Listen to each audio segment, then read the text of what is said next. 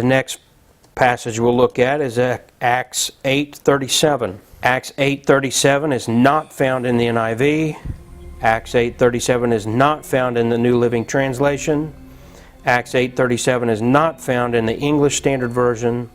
And again, the New American Standard includes it and puts a footnote that the early manuscripts do not contain this, which is a lie. And in the King James Bible it says, "And Philip said, If thou believest with all thine heart, thou mayest. And he answered and said, I believe that Jesus Christ is the Son of God." So, just so happens that the Vatican text rips out the requirement for baptism that you be a born-again believer, just as Rome itself teaches and practices. And your new versions have Philip baptizing a eunuch who has not even professed to be saved. The last one we'll look at, and by the way, we could go on, and in James 5:16 in the NIV, we read, "Therefore confess your sins to each other." The New American Standard says, "Therefore confess your sins to one another." The New Living Translation says, "Confess your sins." The English Standard Version says, "Therefore confess your sins." The King James Bible says, "Confess your faults." Anyone who knows anything about the priest and the confessional knows why the Vatican text would corrupt this text to say, "Confess your sins," instead of "confess your faults." We are not to confess our sins to man. We are to confess our sins to Jesus Christ. And if we confess our sins, He is faithful and just to forgive us of our sins and to cleanse us of all unrighteousness. That's a reference to confessing your sins to God, not to some man who calls himself Father. But that is an obvious Vatican corruption that appears in Vatican versions taken from the Vaticanus text.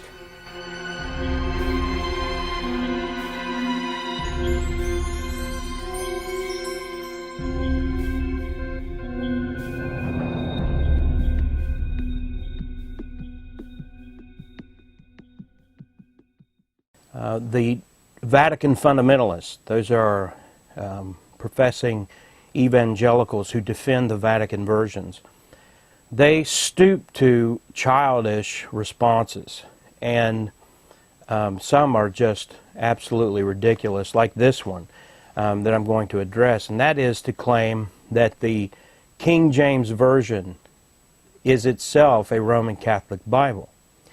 And what they do is they create a moral equivalency between the use of the Vatican Bible itself to produce new versions. They equate that with the fact that there have been some who are technically Roman Catholic individuals who have contributed to the King James Version.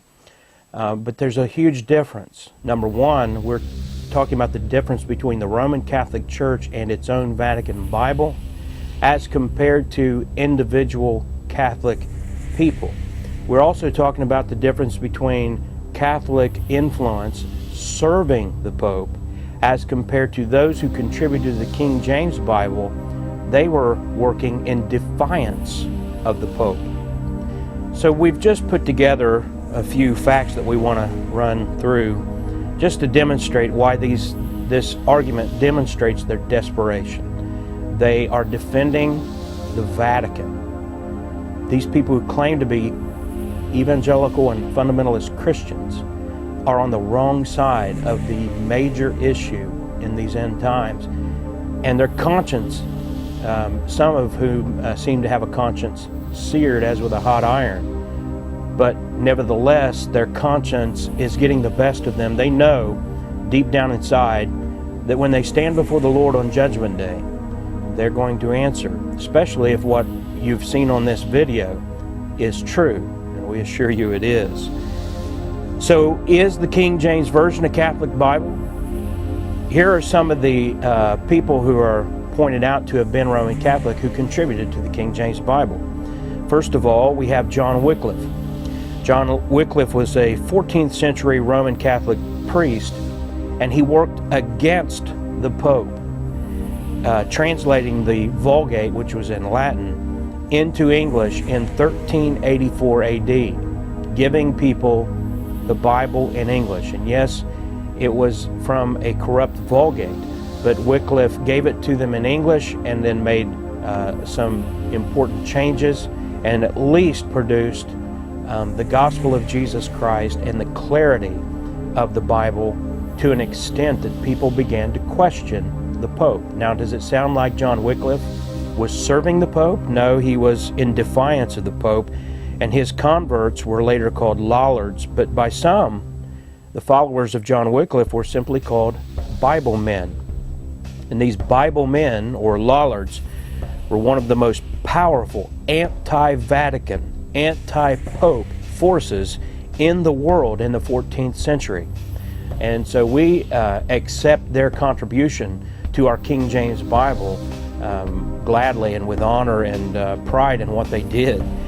Now, Wycliffe himself, in his writings, he wrote little tracts that were published, and other books, and in his speeches and messages, he attacked the church rule over the state. He attacked indulgences as simony, or religious theft. He was outspoken in the separation of church and state powers, which would make him very Baptistic in his views. And by the end of his life, he was equating the Pope with the Antichrist. He spent the last decade of his life fighting the Vatican. His writings influenced men like Jan Hus, who spurred the so-called Hussite movement, which also helped to pull people out of Rome into independent local churches. If we are to consider Wycliffe's influence proof that the King James Bible is a Catholic Bible, then explain this. The Council of Constance declared Wycliffe a heretic and damned his soul. The council ordered his books to be destroyed. This council also caused Wycliffe's bones to be exhumed and burned, and that his ashes to be dumped in the river Swift, which took his ashes to the ocean and out to the world, just as Wycliffe's Bible had spread the gospel throughout the world.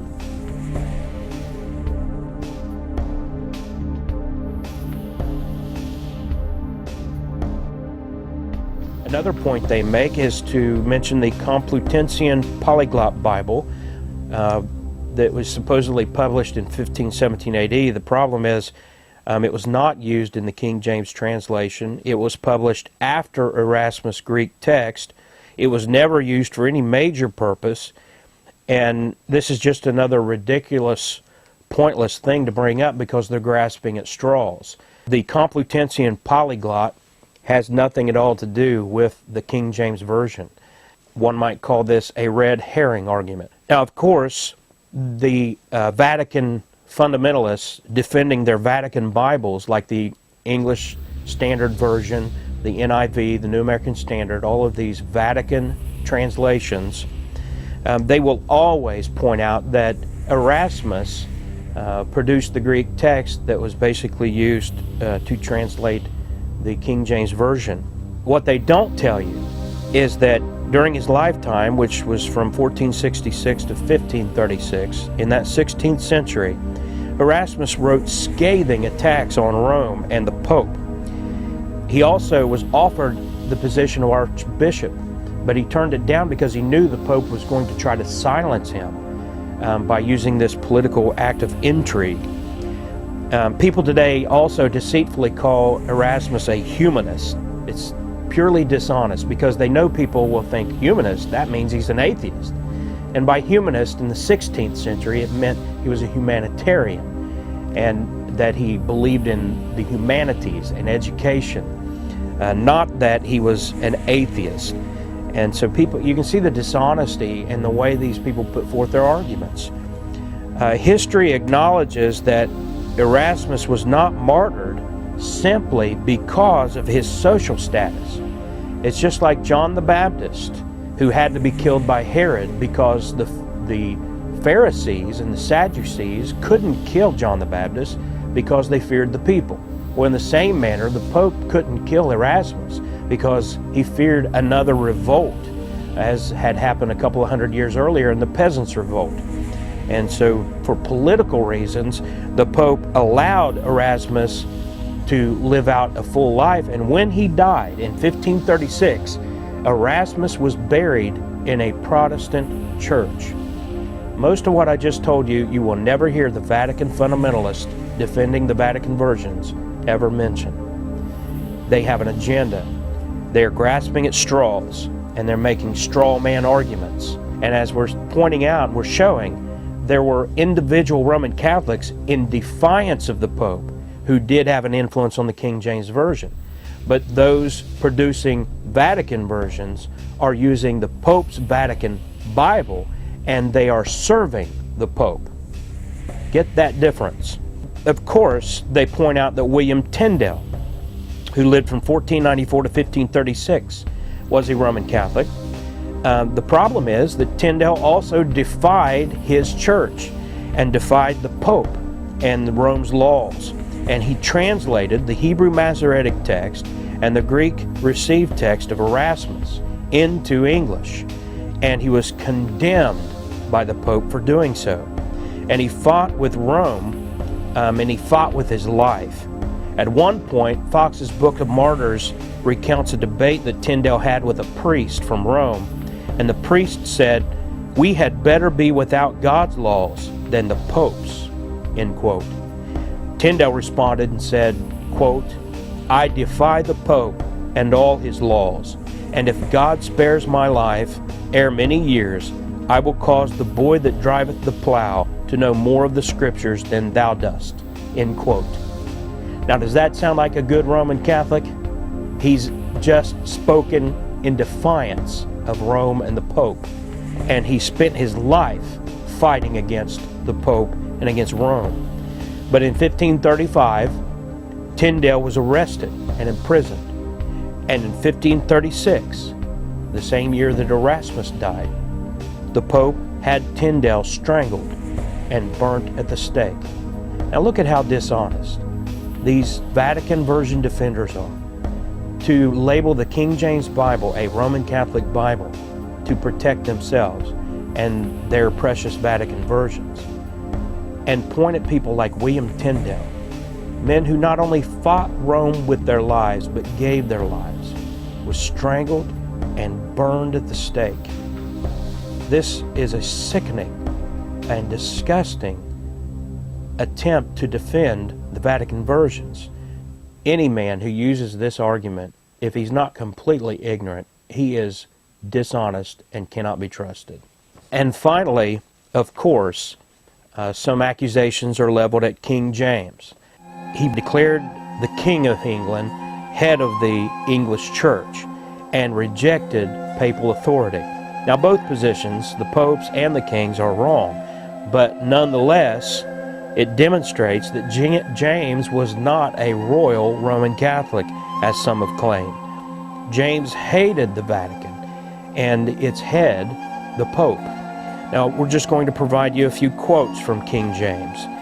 In what's called a premonition to all most mighty monarchs, he says, quote, "Rome is the seat of the Antichrist," end quote. Now, doesn't that sound like a good Roman Catholic? He also made a speech in 1605 to Parliament, and he says, quote, "Popery is indeed the mystery of iniquity," end quote. Again, equating the Pope with the Antichrist. In his commentary on the book of Revelation, Revelation chapter 20, verses 7 through 10, he comments, quote, "The Pope is Antichrist," end quote. And he also says, quote, "Antichrist and his clergy not only infect the earth, but rule also over the whole," end quote. Now, not only is that a wonderful testimony to the fact that Rome is the whore of Revelation 17, but would you call this man a good Roman Catholic, saying the things he's saying, doing the things he's doing? Not unless you were a dishonest Vatican fundamentalist defending your Vatican versions. King James said, again in his premonition to all most mighty monarchs, quote, "The scripture forbiddeth to worship the image of anything that God created," end quote. Thus, James did not support the groves that you see at the Catholic churches and people praying to Mary and crossing themselves and doing the rosary and all that sort of thing. This King James was not a very good Catholic. Finally, in his A Premonition to all most mighty monarchs, he asks a very good question. He says, quote, "Is it a small corrupting of the scriptures to make all or the most part of the Apocrypha of equal faith with the canonical scriptures?" End quote. And that is just one more proof that the reason the Apocrypha is in between the Old and New Testaments in the King James Bible is that the Apocrypha were provided as a connection between the Old and the New. Most of your Bibles have an intertestamental statement between the Old and New Testaments, especially if it's a study Bible. And that's exactly the purpose the Apocrypha served. And right there, King James says that there was never an intention, including the Apocrypha in the King James Bible, there was never an intention to equate it with the canonical scriptures. We must reiterate that these Vatican readings in the new versions are no accident. And by comparing the quotations from Eldon J. Epp, a pro-Alexandrian scholar, with the quotations from David Sorensen, a pro-King James author, we can see that there is agreement that these new versions are Vatican versions, beginning with the fact that Westcott and Hort used Vaticanus as its base text. Eldon J. Epp, writing in the foreword to the Westcott-Hort Greek text published in 2007 by Hendrickson Publishers, says, quote, "The major differences between the two editions," he's referring to Tischendorf and the Westcott-Hort text, "resulted largely from Tischendorf's understandable preference for Sinaiticus, in contrast to Westcott-Hort's preference for Vaticanus," end quote. Compare that quote to David Sorensen's quote from his book, God's Perfect Book, page 157. He says, quote, "Tischendorf's work in copying Vaticanus made its way to none other than Westcott and Hort, who immediately incorporated it into the development of their new Greek text. They relied heavily upon it, and approximately 90% of the Westcott and Hort text is based thereon," end quote. It is irrefutable and undeniable that the Westcott-Hort text is Vaticanus with edits, and we could say that birds of a Vatican feather flock together.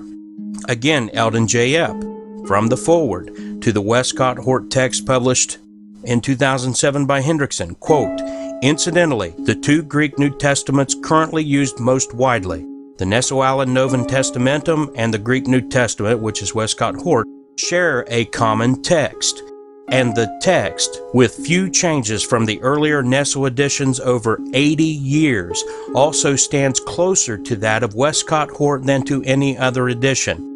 This suggests that the text of the Greek New Testament used over the past 130 years has remained relatively stable," end quote.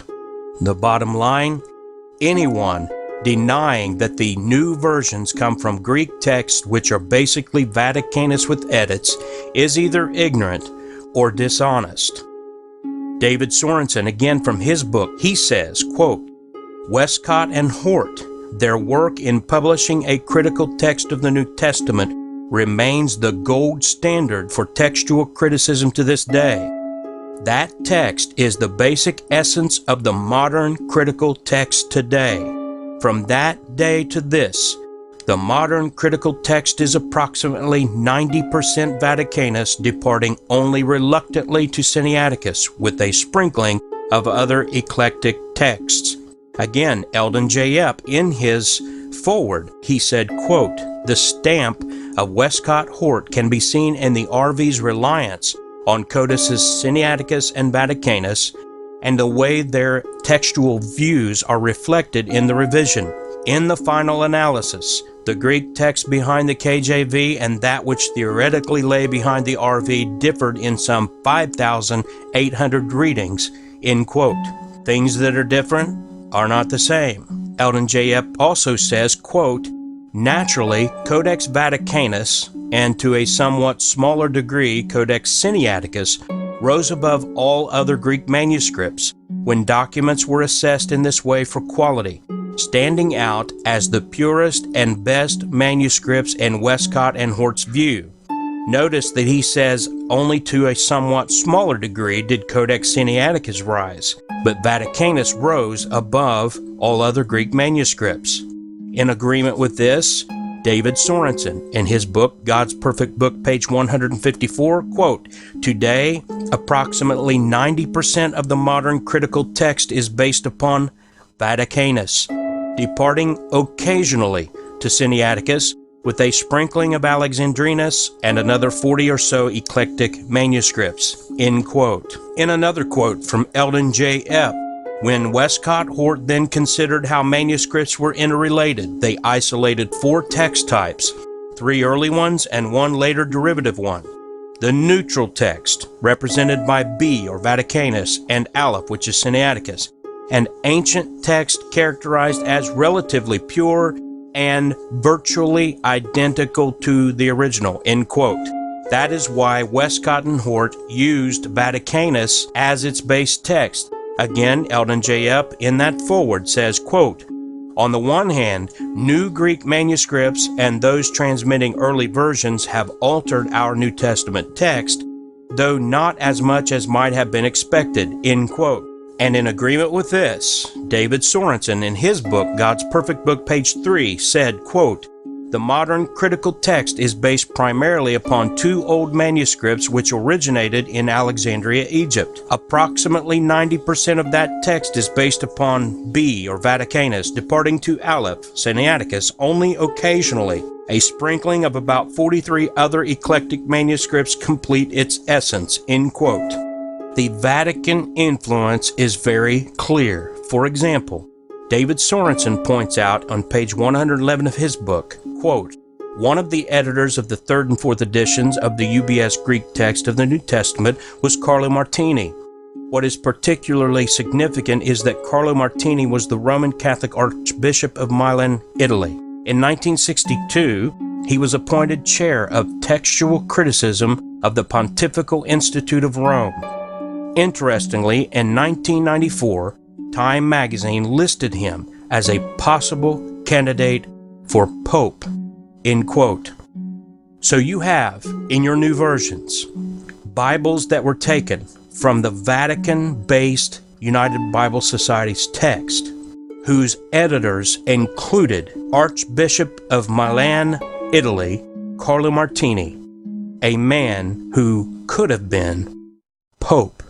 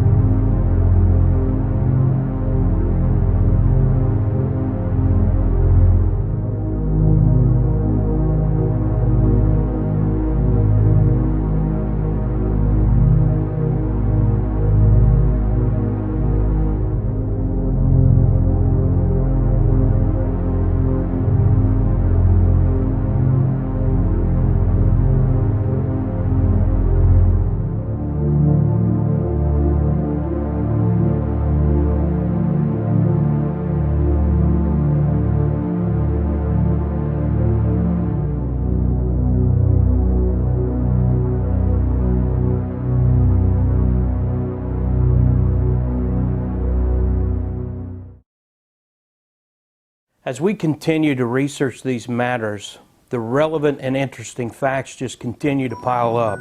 In the margin near Hebrews 1:3 in the Vatican manuscript, one scribe wrote a note to another scribe, which a loose translation reads, quote, "You fool, can't you leave the original reading alone and not change it?" Now this sort of sloppy squabbling being scribbled in the margin of the Vaticanus manuscript seems surprising only in light of the fact that modern scholars pretend that the Vatican manuscript is such a wonderful piece of work. But honest scholars admit that Codex Vaticanus, as it's called, was altered by its revisers in the 8th, 10th, and 15th centuries. In spite of this, we're supposed to surrender our King James Bibles in exchange for this incredible mess. This would also explain why the Westminster Dictionary of the Bible says, quote, "It should be noted that there is no prominent biblical manuscripts in which there occur such gross cases of misspelling, faulty grammar, and omission as in Codex B," end quote. Codex B being Vaticanus. Now here is a photo of the Vatican manuscript ending for the book of Mark.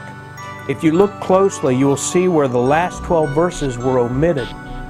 There is a space showing that something should be there, but the verses are simply left out. Now, a friend of this ministry named Jeff Spencer alerted us to the fact that if you count the verses in your King James Version book of Mark, there are 678 total verses. But after deleting the last 12 verses of Mark in the Vatican text, you are left with 666 verses in the book of Mark in the Vatican text. As Pastor David Brown commented in his review of the so-called Great Uncials, quote, "I question the great witness value of any manuscript that has been overwritten, doctored, changed, and added to for more than 10 centuries, end quote. Added to these obvious examples of corruption is the fact that the type of Greek used in the Vatican manuscript is not Koine Greek. The original manuscripts are known to have been written in Koine Greek, and yet the Vaticanus, Alexandrinus, and Sinaiticus manuscripts are written in the Greek of Plato, also known as Classical Greek. So the original construction of the Vatican text appears to have been a corruption of the original Koine Greek into Classical Platonic Greek, and is in reality itself a sloppy revision of the Koine Greek originals into a different form of the Greek language. Now, the hypocrites defending the Vatican versions will attack King James Bible believing missionaries as they use the King James Bible as a basis for foreign language Bibles. Yet these hypocrites are themselves using a Greek text that is itself a Greek revision of the original Koine Greek used in the received text manuscripts, also known as the Antioch Bible or the Byzantine text type.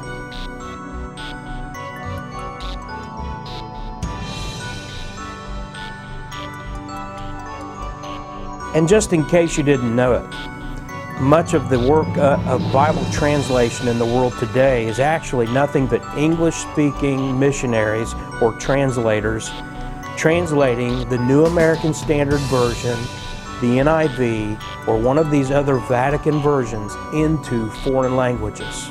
And if you're a missionary or you're a bilingual Christian who can give God's Word into another language by producing an accurate translation of the King James Bible, you go right ahead and do it. The Vaticanus text, along with Sinaiticus and Alexandrinus, only represent less than 1% of the manuscript evidence. In other words, there are 5,400 manuscripts extant, and less than 1% of those agree with Vaticanus. And yet you're supposed to throw your Bible out, throw away the received text, and adopt the Pope's Bible, which represents less than 1% of the manuscript evidence.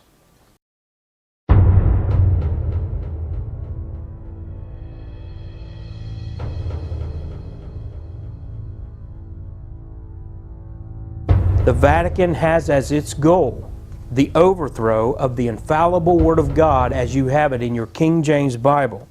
The Vatican wants to replace God's Bible with its own corrupt Codex Vaticanus with edits.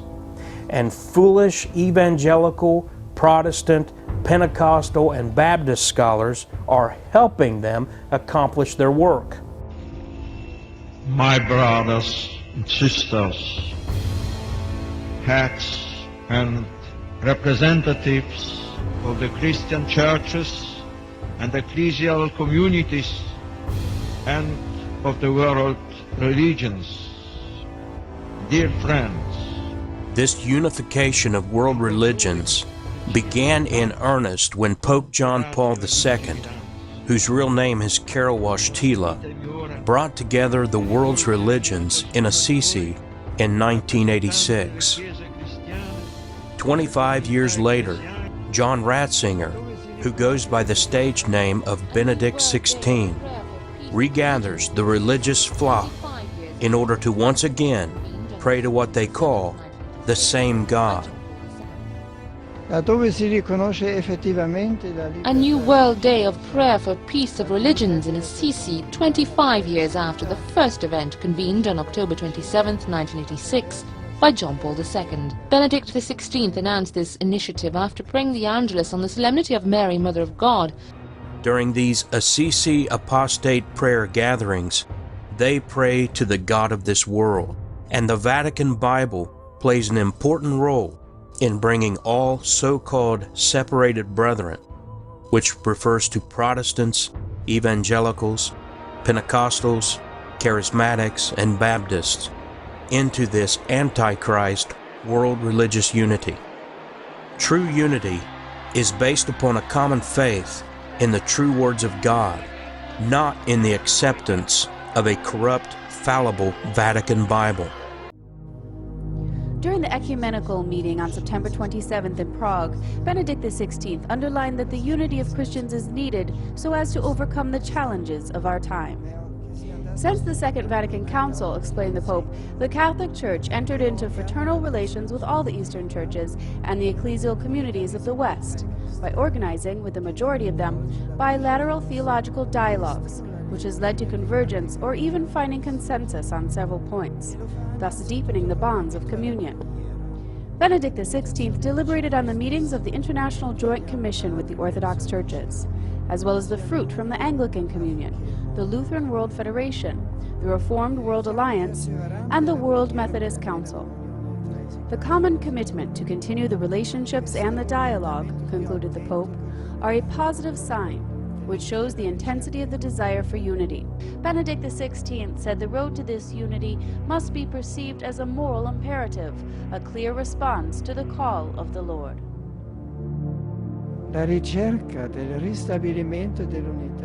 The quest for the restoration of unity between divided Christians cannot be reduced to a mutual recognition of differences and the achievement of peaceful coexistence.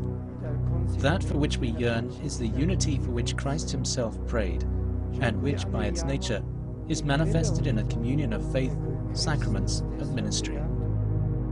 E che per sua natura si manifesta nella comunione della fede, dei sacramenti, del ministero. Therefore, unity, the Pope added, isn't only achieved at the level of organizational structures.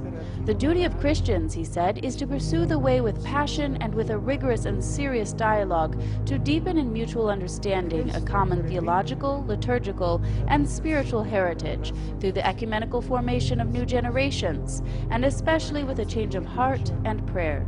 To the Vatican. In the extensive and thorough text, Benedict XVI recalls the centrality and importance of the Bible in past and present culture. Regarding the life of the Church, liturgy, and the education of children and adults, the Apostolic Exhortation contains several suggestions which emerge from the Synod of Bishops.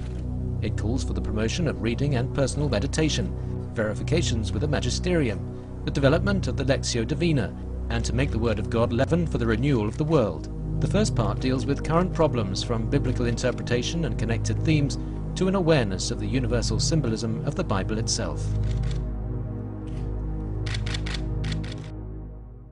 And true unity must be based upon a common salvation by faith alone in the gospel of Jesus Christ. We will not apologize for our faith in our King James Bible and everything of which it speaks. We are saved by faith in the gospel of Jesus Christ but it's because of the infallible words of God that we even know what the gospel truly is. With all of the false cults and false gospels out there, we can turn to the infallible words of God in our King James Version and know what is true and what is false. And King James Bible believers will not be going along with the modern apostasy as Protestants run back to Rome just in time for the Antichrist to appear and usher in a new world order. After seeing all of this evidence, which we could continue to present for literally hours on end, you must face the situation and ask yourself where you stand. Will you stand with the Antioch Bible, the Bible of the apostles, martyrs, great preachers and missionaries for 2,000 years? Or will you walk away from the true foundation of the Christian faith and embrace the Pope's Vatican Bible? It's time for you to answer. Whose side are you on?